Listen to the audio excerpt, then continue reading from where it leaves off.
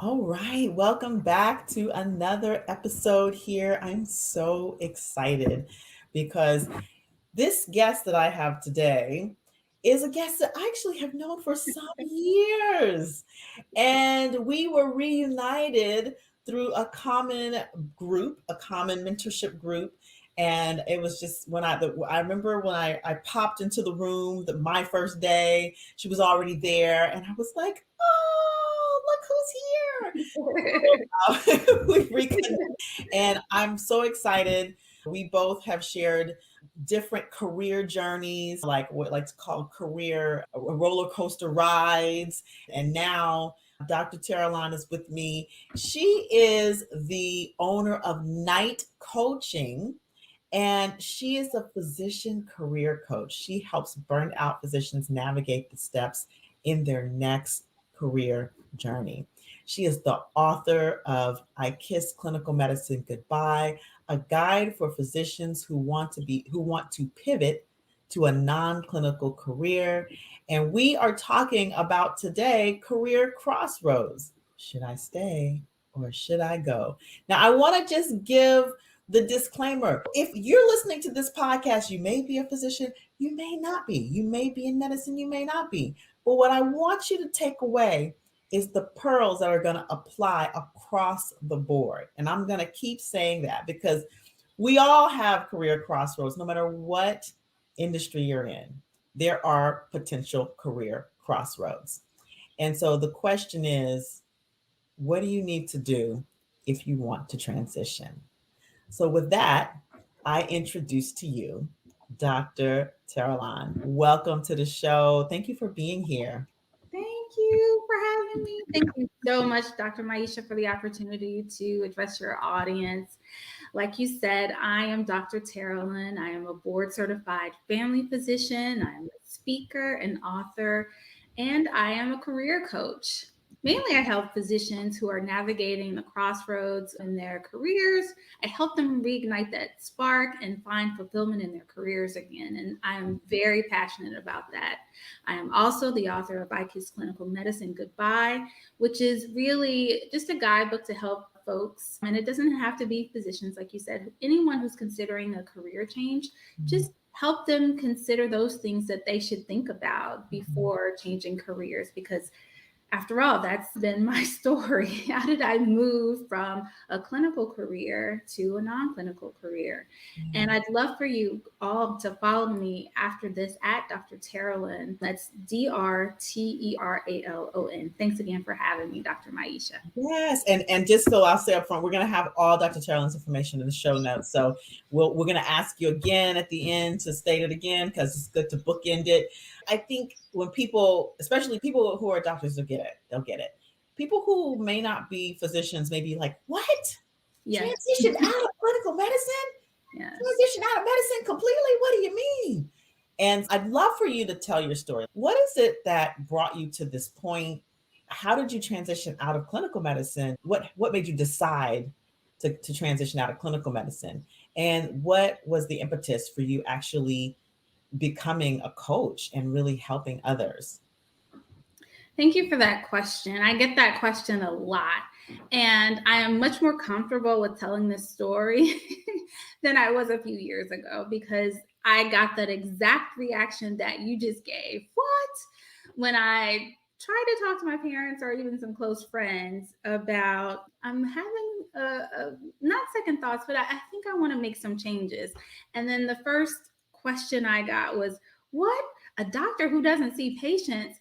How can that be? So then I started to retreat and keep to myself. And that's not the reaction that I want others who are considering changes. I don't want them to feel that way. So just to give you a little bit of background, I graduated from medical school in '02. I finished my family medicine residency in 2005, and life was great. Life was grand. I was very proud. I told people that I saw patients from the womb to the tomb. I love taking care of I the remember saying that. entire family. I'm from a small town, and so my idea of family medicine was that of growing up in a small town where I would take care of mom baby, grandmother, and everyone in between. Life, as you've often heard, if you want to make God laugh, tell him your plans. I ended up in an urban area. I ended up working in the heart of Washington, D.C., in one of its neediest areas. And so family medicine didn't look the same way as when I grew up in the South. And it also didn't look the same way that it did where I trained, and I trained in Texas. So there were a lot of socioeconomic factors that played into it. Now, I enjoyed it, but I got burned out very quickly. And that's not to say that I didn't love my work, that I didn't love the people. The lifestyle was just not something that I could keep up. Yeah. So burnout set in after several years because it wasn't just medicine, it was taking care of trying to help people figure out how to keep their lights on so that they could keep their medicine. How do we get people food subsidies so that they could support healthy habits, which was also a part of their health? How can we help the father find a job, or just all kinds of things that went into family medicine that I wasn't necessarily trained, but went into my work. Right. Again, burnout, which wasn't a popular term then, set in. I didn't know what it was. I just knew that I needed a change. I did know, however, that I wanted to still use my medical degree and I wanted to still make an impact in healthcare. The other thing that also burned me out was the amount of administrative work that came with, and as EHR, electronic health records, became a big part of our lives back then, and meeting certain criteria that were mandated by the government. So that also became a big burden. And so at that point, I thought maybe I should think about becoming part of the system that makes decisions. And so I started to figure out, okay, there must be doctors on the other side making these decisions. How can I be a part of that? I just didn't know how can I move because I didn't know anyone. And also, the minute I talked to someone about actually not seeing patients, actually anything other than what they knew to be traditional medicine or a traditional role as a doctor, then that's what I would get: the shock, the awe, and also just a little bit of shame. And so that is how, so I started to search, and believe it or not, I started with a Google search. Yeah. And then I found there were a few positions out there that actually called for what we know now as medical directors, but basically were consultants. There were companies that were looking for physicians who needed all types of work, that were, whether it was insurance companies to help make policies, whether there were actually technology companies that wanted consultants on devices that they were working on, but they needed people with medical expertise. So there was a whole world out there, and all I needed to do was look. Yeah. And I took the leap. Yeah. And so just to wrap it up, I know I'm getting a little long with just to wrap it up, I took the leap and then found out I liked it. I liked it because I was using my brain. I felt like I was still making an impact on healthcare, even though I wasn't touching the patient directly. I was helping folks refine systems that did touch patients, that were improving healthcare. And so that was very fulfilling. And I thought, as I was doing this work, more people should know about this. This shouldn't be as hard. More people, and especially as a woman who was just starting out with a family and small children, I knew a lot of women who wanted more time at home, and I found more family friendly positions in medicine. And so that is how I became a career coach. That is awesome. I love your story because, and I was taking some notes because there was so many good pearls that came up.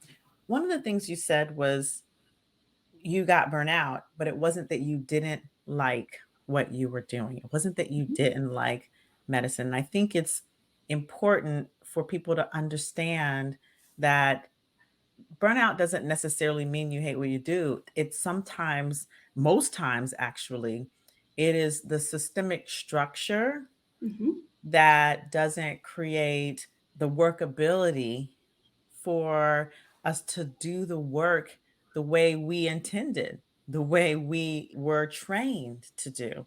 And so all of the additional administrative burden that came up, and all of the additional red tape that kind of surrounds you being able to get patients what they need contributes to that exhaustion.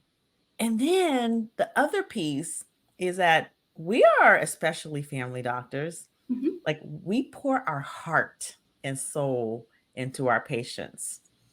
And over time, if there is not that pouring back into us in some way, then we get fatigued from an emotional, the term is compassion fatigue, but it really is like this emotional fatigue. Mhm. And then let's layer on, we're also living our lives with our relationships, and our kids, for those who have children, and all of those things. And so we're living our lives, and we're pouring into our families, and we're pouring into our patients, and we're not necessarily pouring into us, because let's face it, we're not trained to do that.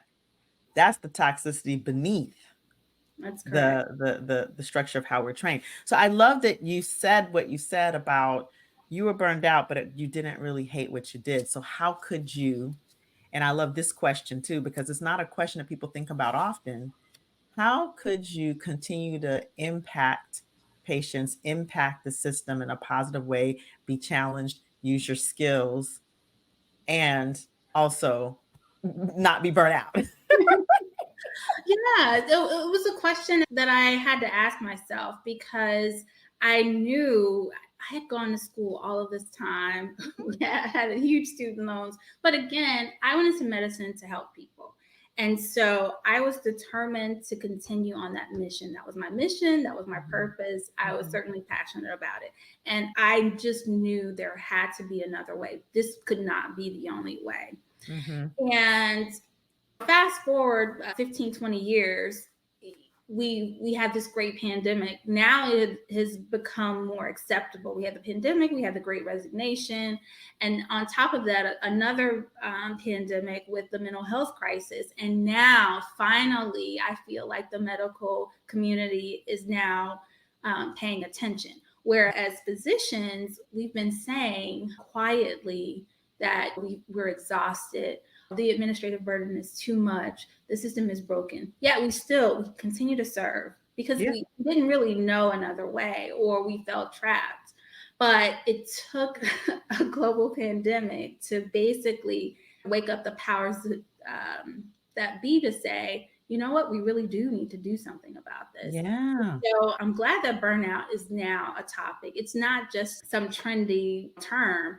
It really and truly is something that I'm seeing more organizations invest in.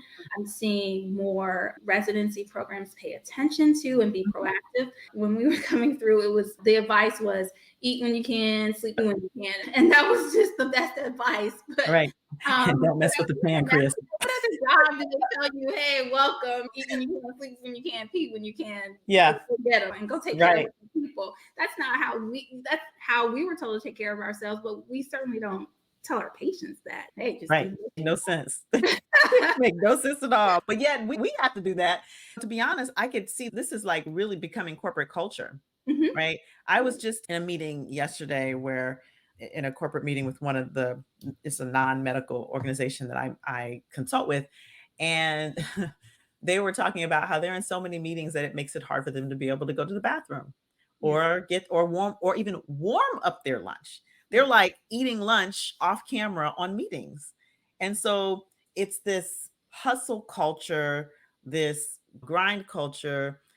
We've been dealing with it for a very long time as a physician community. And I appreciate you saying that. I would venture to say we weren't saying it quietly. We were saying loud, we were screaming into the void, and no one was listening.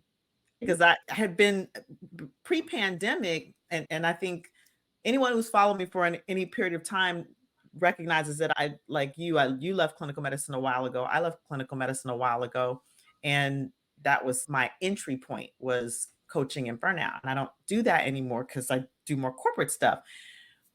But that was something we were seeing. Like everybody thought they were alone. And I Hmm. think that's the point. People were screaming into the void. No one was listening, and everyone thought they were alone Yeah. until the pandemic happened, as you said. And so we're starting to see it across industries, burnout happen. I think in our community, there's even the conversation about moral injury, which is a part of that. Mhm. And one of the things I want to point out that you said as you were thinking about your transition, you said that helping people, and I think this is very important, helping people was your mission and your purpose. So, how could you continue to do that in the context of what you've been trained to do? Mhm. Such an important question, right? Right. And I think that and I'm sure that I imagine as you're coaching your clients, these may be some of the things that you're asking them, that you're sharing with them. Like these how questions, I think that when people are burned out, they don't have the context that anything else is possible. Mhm. And it takes someone like you to be able to like listen for, okay, here's what skills you have. What's possible? And I feel like that's having that, bringing reframing and bringing it back around to that is the gold and is the value of having a coach. So, other thing you said, I'm just going to put this in, as you said you did a Google search. People don't think you could just do a Google search. That's how back in the day when I was like, what else could I do? Physician coach. And I wanted to be I knew that I wanted to be a coach. I didn't know how I wanted to do it. Physician coach. This could be a thing. This was like, before it was popular, right? Yeah. Yeah. And so, yeah, it's really great. I'd love to hear your thoughts about moral injury and how that plays into what's happening in the burnout community and how that is driving people out of the industry. Yeah, so it's interesting. The one thing I like to do when I'm coaching someone is to figure out, is it just, first of all, what's going on all around you? What are the factors that are feeding in? Is it what's going on professionally and personally? And then if we are looking at your career, is it just the job or is it the career? And I like to separate those two because if it's the job, and it may be just the environment. Is it a toxic environment? Because sometimes we have to get down and just drill down and figure out, are you in a supportive environment? Right? Mhm. Because I have learned, and I've worked at a large company before, a couple of large organizations, and I have found that your leadership and that leadership shadow, it is a trickle down effect. If you have great Absolutely. leadership, then those teams will run very smoothly. It definitely mirrors the top. Mhm. Mhm. But you can have two different teams in the same organization and look totally different. And you Yeah. can have one team that can be totally unhappy and another that can be just absolutely happy. And you'll see the difference in turnover. And I Yeah. know that because I've experienced both personally.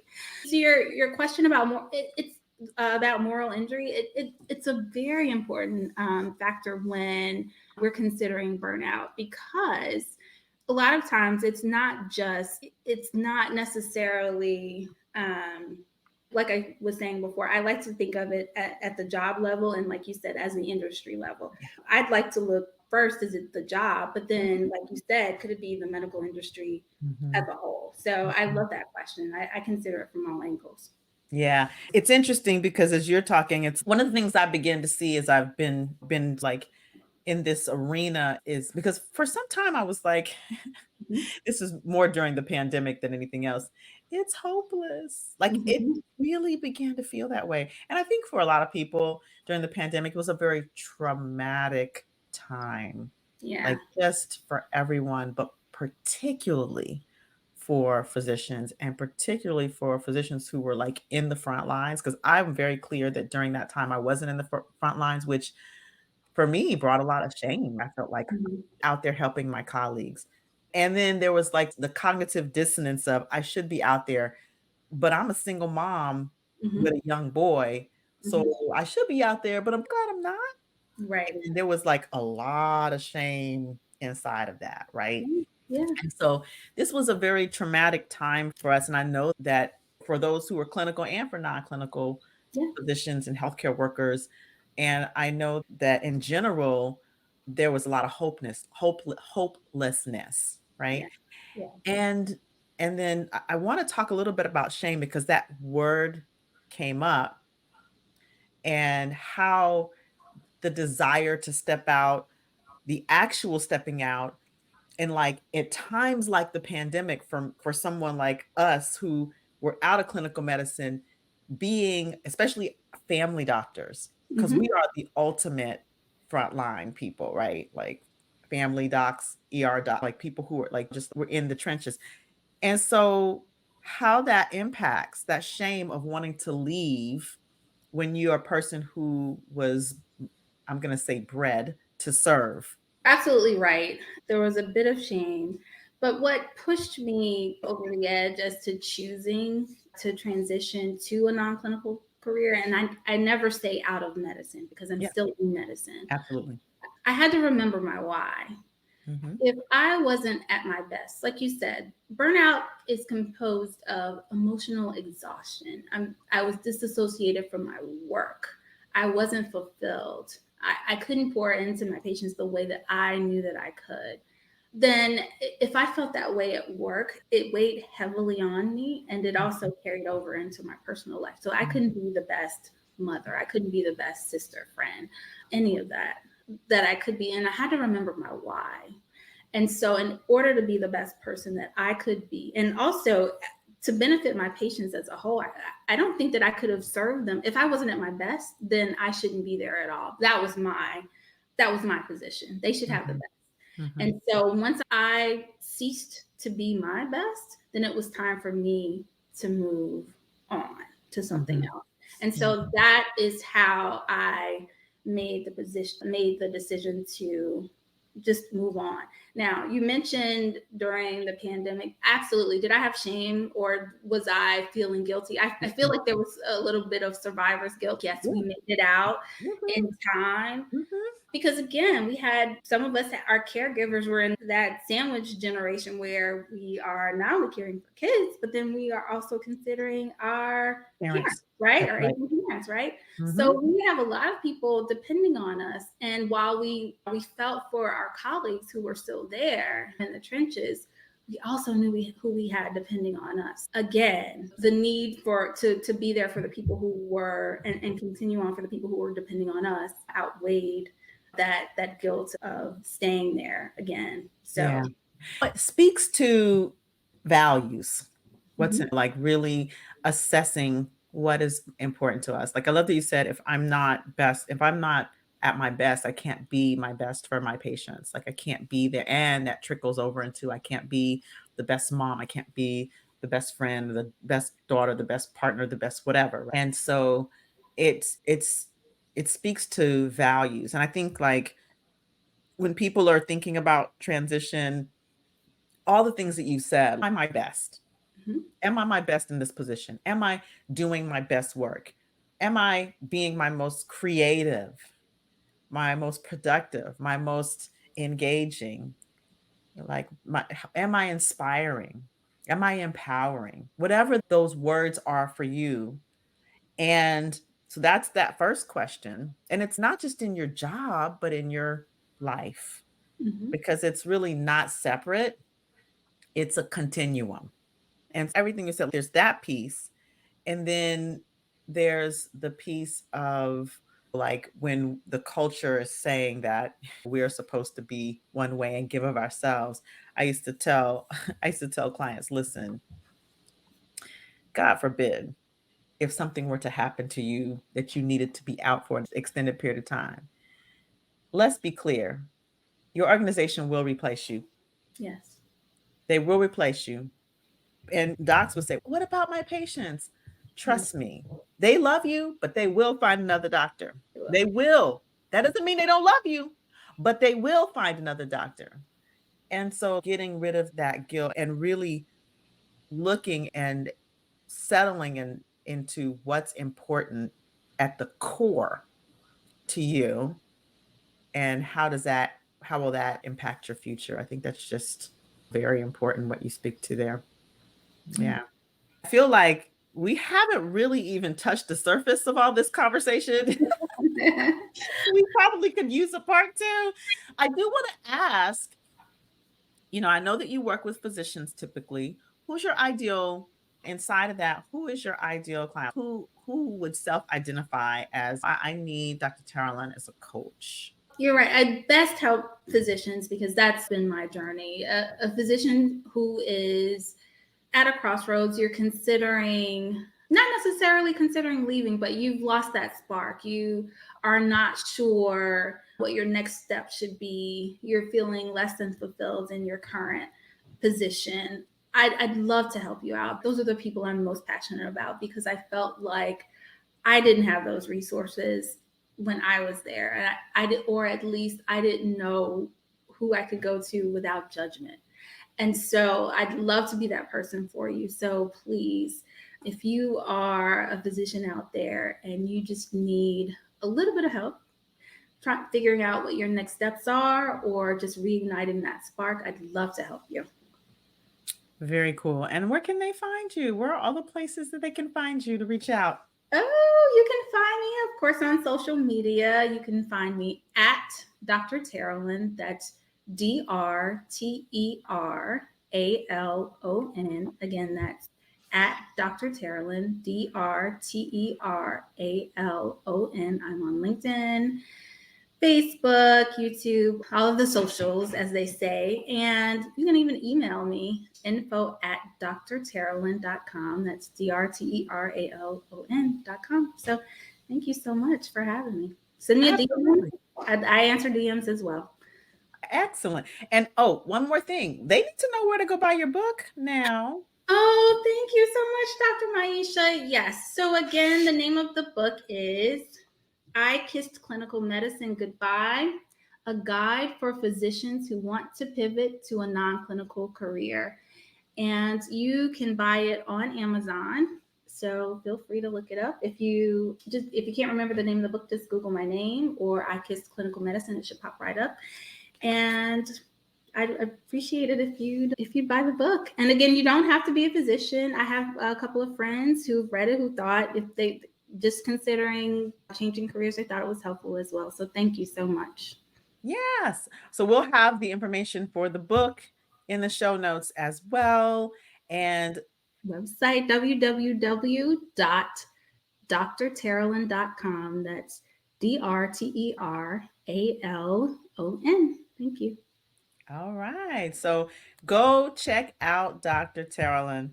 Buy her book, I Kissed Clinical Medicine Goodbye. I love that name so much. Because it's got this it's I don't know, there's this like ring to it.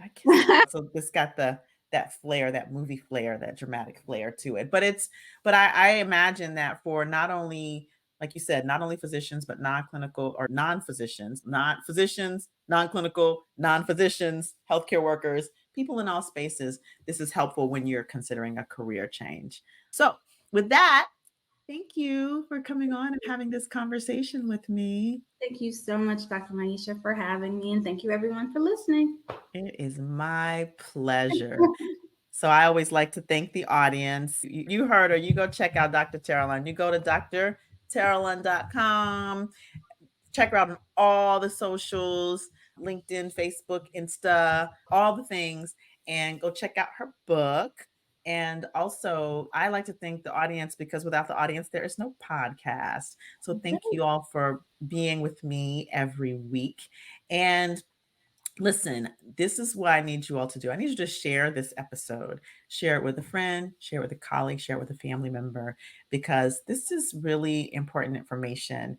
And it could inspire someone who maybe hasn't shared with you yet that they are considering a career change.